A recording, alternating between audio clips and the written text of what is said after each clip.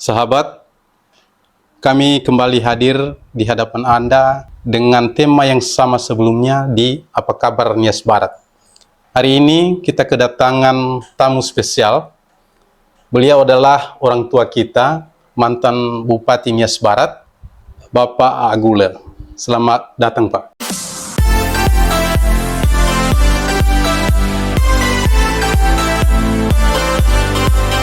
Mau bertanya keadaan Nias Barat.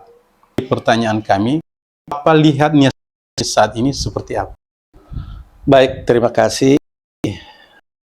Pertanyaan yang sangat menarik dan sangat bagus. Memang kita harus bisa melihat bahwa ada dua pandangan. Nias Barat baik-baik saja, dan ada juga yang mengatakan Nias Barat kurang baik-baik saja. Ya. Tentu pandangan-pandangan seperti itu tentu kita hargai karena mempunyai dasar pemikiran masing-masing. Ya. Bagi yang mendukung pemerintah Nias Barat, tentu mereka mengatakan bahwa baik-baik saja. Sementara mereka yang tidak sependapat pada kebijakan yang dikeluarkan oleh pejabat Nias Barat, yang tentu mereka menyatakan bahwa Nias Barat kurang baik-baik saja. Contohnya dengan statistik mengatakan bahwa Nias Barat dalam kemiskinan ekstrim. Dan inilah salah satu contoh bahwa Nias Barat tidak baik-baik saja. Nah, permasalahannya ialah bagaimana kita melepaskan diri dari kemiskinan ekstrim itu. Tentu butuh proses yang lama, tetapi harus dimulai dari sekarang. Kalau bukan sekarang, kapan lagi? Itu kemiskinan, Pak. Lalu bagaimana Bapak melihat soal pembangunan di Nias Barat? Kalau saya melihat pembangunan khususnya fisik, saya kira tidak begitu signifikan. Masih banyak lagi pembangunan jalan yang harus segera diselesaikan. Ada satu kecamatan lagi yang belum tersentuh aspal, misalnya Mandehe Barat. Padahal waktu 2016 biaya untuk jalan ke Mandehe Barat itu dari OO ke ibu kota Mandehe Barat, Lasarafaga, telah tersedia dana dalam APBD kurang lebih 12 miliar. Nah, kenapa itu tidak jadi? Ya, itulah pertanyaan saya dan mungkin juga pertanyaan wartawan. Dan kalau bisa, ya di mana uang itu dialihkan, ya para wartawan lah yang punya kewajiban untuk mencarikan kemana dana itu. Saya tertarik dengan pembangunan tadi Bapak sampaikan bahwa pembangunan fisik. Lalu pembangunan non-fisik seperti apa itu, Pak? Kalau pembangunan non-fisik itu kan seperti pendidikan atau peningkatan sumber daya manusia. Waktu kami, yaitu saya dengan Pak Hermedi Hia, punya program peningkatan sumber daya manusia dengan mengutus beberapa mahasiswa yang berkualitas, perguruan tinggi negeri dan perguruan tinggi swasta. Seperti misalnya di Nomensen, tiap tahun kita kirim mahasiswa kedokteran sebanyak 5 orang.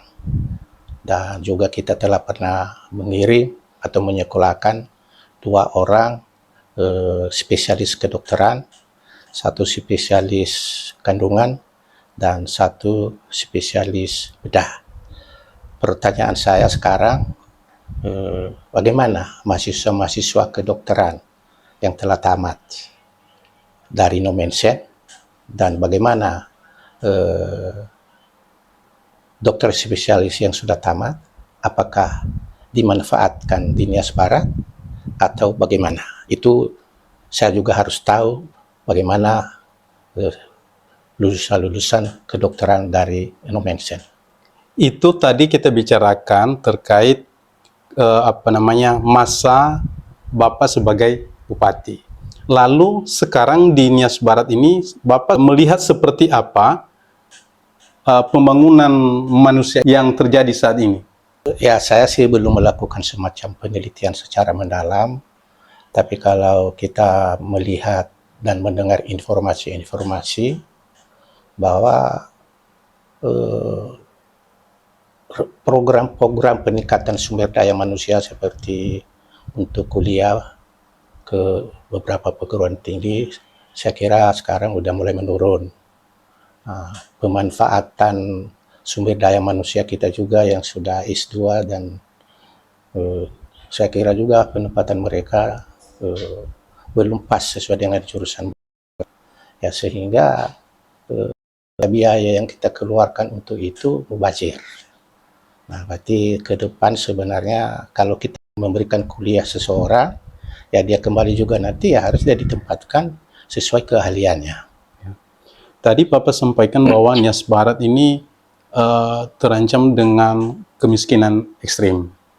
Lalu kemiskinan ekstrim seperti apa yang Bapak lihat ini? Kalau kita melihat kemiskinan ekstrim itu ya bahwa penghasilan mereka itu di bawah standar, ya, sehingga tidak mencukupi gaji mereka atau penghasilan mereka itu untuk hidup layak tiap hari atau tiap bulan. Nah, kalau kita bandingkan dengan standar penggajian atau apa istilahnya itulah UMR, ya kalau UMR Provinsi Sumatera Utara kalau nggak salah itu tahun-tahun yang lalu itu 1.900.000. Nah, berarti kalau di bawah itu ya itu sudah termasuk miskin. Kalau di bawah itu lagi itulah yang disebut ekstrim, kemiskinan ekstrim. Jadi langkah-langkah apa yang harus dibenahi pemerintah dalam penanganan ini menurut Bapak ini? Ya kalau untuk pendek, ya satu-satunya jalan yaitu bagaimana meningkatkan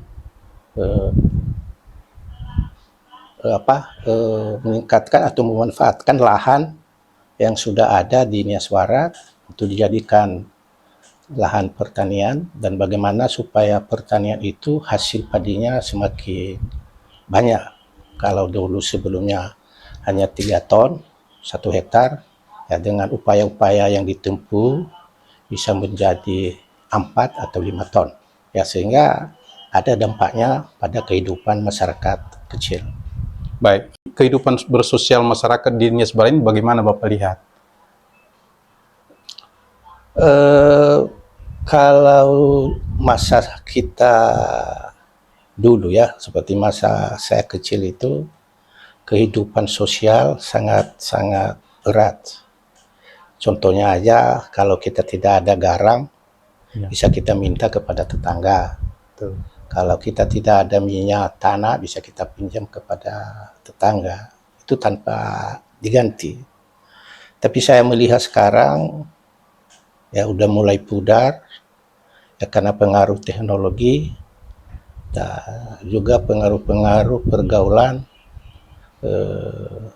orang-orang yang pernah ke seberang, sehingga mempengaruhi kehidupan sosial di masyarakat Nias Barat. Nah, sekarang ini lebih cenderung hidup sendiri-sendiri. Itu yang pertama. Yang kedua, waktu kecil itu sangat saya menghargai orang tua, guru, dan orang yang pernah berjasa. Nah, sementara sekarang ini ya anak-anak muda itu malah diejek, malah dibilang tidak ada pengaruh, malah dibilang tidak ada apa-apanya, dan lain-lain. Padahal sekecil apapun yang telah dilakukan oleh orang tersebut, kita harus menghargai. Baik. Mohon saran ya untuk pemerintah saat ini dan pemerintah ke depan. Kalau saran saya pada pemerintahan yang sekarang, ya konsistenlah dengan program unggulan yang sudah dirumuskan, yang sudah dimuat dalam visi misi dan program. Kalaulah tidak semua terpenuhi, ya misalnya 10, ya janganlah 10, tapi minimal 7. Ya saya kira tidak ada yang sempurna. Tapi kalau misalnya 10 hanya satu yang dilaksanakan, berarti itu sebenarnya gagal. Ya. Nah, berarti itu kita harus konsisten. Sedangkan untuk pemerintah yang akan datang atau bupati sesudah ini, siapapun nanti dalam membuat visi misi, ya harus realistis. Ya. Jangan terlalu muluk-muluk, jangan terlalu ambisius, karena walaupun visi itu seperti mimpi, tetapi mimpi itu kan harus bisa terukur, harus bisa dilaksanakan, harus bisa ya dilaksanakan paling tidak ya 60% dari misi kita itu. Nah, kalau nanti sama sekali tidak tercapai visi kita itu, nah itu nanti kita dianggap, itulah yang disebut pembohongan publik. Ya. Ya, berarti program unggulan itu ya harus dikejar sampai selesai. Dan program itu juga kita kan harus sudah tahu berapa APBD, berapa DAK, berapa bantuan dari provinsi. Berarti berdasarkan itulah kita buat program. Ya. Ada istilah banyak janji, banyak tipunya. Ya. Nah, makanya saya dulu waktu kampanye 2011 dengan 2015, ya saya tidak banyak janji. Saya hanya berjanji bahwa saya mengabdi untuk Nias Barat. Saya tidak janji bangun ini, bangun ini, bangun ini. Karena takut nanti kita dibilang Bapak ini banyak janji tapi banyak tipunya, banyak bohongnya. Nah itu. Sebelum kita akhiri wawancara kita ini, menurut Bapak bagaimana keadaan Nias Barat? Apakah setuju dengan yang mengatakan baik-baik saja atau dengan yang mengatakan kurang baik-baik saja? Bagaimana? Ya, saya katakan tadi bahwa pendapat itu, yang dua belah pihak itu kan bergantung mereka bagaimana melihat. Ya, kalau orang-orang seperjuangan ya pasti baik-baik saja. Tapi kalau orang-orang yang kritik, orang-orang yang punya pengalaman di luar Kabupaten Nias Barat, kalau ia membandingkan, ya tentu ia berpendapat bahwa tidak baik-baik saja. Nah, berarti itu bergantung cara memandang. Nah, tapi kalau secara keseluruhan saya melihat bahwa Nias Barat perlu peningkatan dari berbagai bidang. Nah, jangan kita merasa puas dan jangan kita juga merasa bahwa sama sekali tidak ada pembangunan di Nias Barat. Pembangunan ada, tapi perlu ditingkatkan sehingga kesejahteraan masyarakat itu semakin meningkat. Kesejahteraan masyarakat itu kan nggak usah tinggi-tinggi. Bagaimana supaya masyarakat Nias Barat bisa berobat dengan tenang di rumah sakit pertama yang sudah dibangun itu. Ya. Nah, di situ ada dokternya, di situ ada perawatnya, di situ ada alatnya. Ya, tidak sikit-sikit rujuk ke Gunung Sitoli. Ya. Nah itu. Baik sahabat, demikianlah wawancara kami dengan orang tua kita. Semoga bisa memberikan kedamaian bagi kita dan menjadi lebih terang bagaimana Nias Barat saat ini. Yahoo!